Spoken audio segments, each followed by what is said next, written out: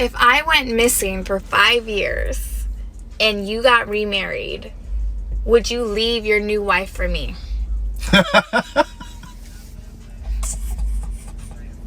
If you went missing? If I went missing, like on Manifest and came back, would you leave your new wife for me?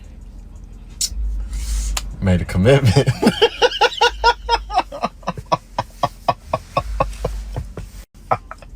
You'd leave me hanging? Would you? What would you do if it was me? Babe, if I went missing, if I was on a plane and dipped and we were supposed to land back home and I was gone, the love of your life gone, would you not?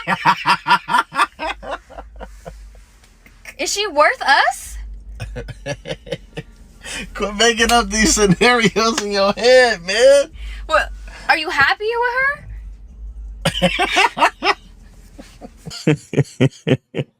Hey, shout out to this dude. Shout out to this dude. And there's a couple things I want to point out in here, but shout out to him because number one, this is exactly how you're supposed to deal with these situations.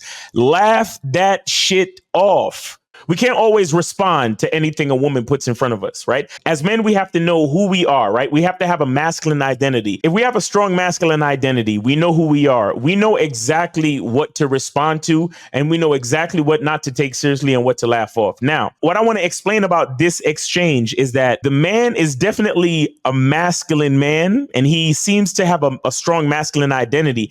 And I'm going to tell you exactly why. Not just because he was able to laugh it off successfully, right? But the thing is, look at his girl, right? Look at him and look at his girl. She is super feminine. Like, she looks feminine, the makeup, the hair, everything about the way she's dressed, her dainty jewelry and all that other stuff, right? She gives off a very feminine and sweet vibe. And the reason why she gives off that feminine and sweet vibe from my account is that it's because of his strong masculine identity, which makes her more feminine. OK, and it also allowed for him to laugh it off and for her to end up following his lead and to laugh it off. Because notice, she was trying her best to ask follow up questions to try to reel him into the quote unquote seriousness of the hypothetical. And he would not allow it just based on his masculine identity. And guys, this is what I'm talking about when I say develop your masculine identity, develop a strong masculine identity. You have to know who you are, right? You have to understand what to respond to. You have to understand what actually triggers you, right? You have to understand what actually bothers you.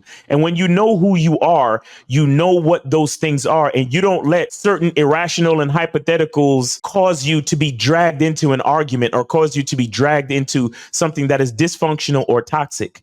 Okay. Again, guys, we lead women, right? And sometimes you lead a woman by knowing how to dismiss, ignore, or laugh shit off, just like this. You understand? There's going to be many, many times where a woman will try to quote unquote test you and all that other stuff. This is also why the vetting process is important. This is why it's also important for you to take time to learn your woman and to set certain consistencies in the relationship. So when she does outside of the box things like this, you're able to think back to the consistencies that you've set up in the relationship, and you're able to pick an efficient course of action, which in this case would be to laugh it off. You get what I'm saying? So it's very important for you to vet. It's very important for you to have a strong masculine identity. And it's very important for you to know yourself first and to know the woman that you're with. Because as long as you know yourself and the woman that you're with follows your lead, then you can have successful exchanges like this,